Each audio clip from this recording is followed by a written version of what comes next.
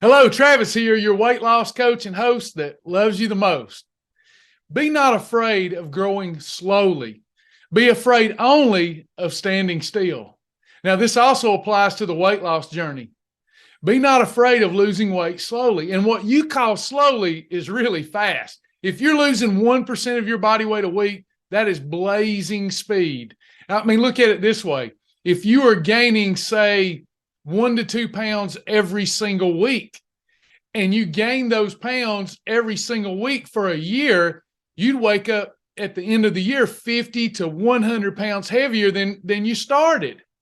And you would be so discouraged with gaining that weight. You would say, I gained it so fast. But on the other side of the coin, when you're losing weight and you're losing 1 to 2 pounds each week, you're losing the same amount that you were gaining that you would call fast. But when you lose it, you say, I'm losing weight so slow.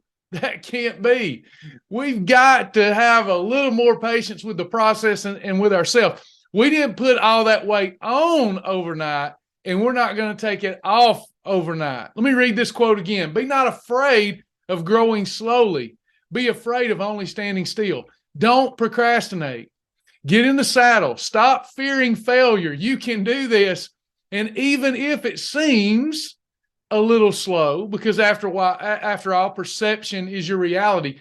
Even if it seems a little slow, remember, that's a lot better than standing still and not doing anything. Look, if you keep procrastinating, you're going to look back with regret. I also love the quote that says, the pain of daily self-discipline weighs ounces, but the pain of regret weighs a ton. Today is your day. Do your best today. I know you can do it, and do not be afraid of growing slowly. Be afraid only of standing still and not doing anything.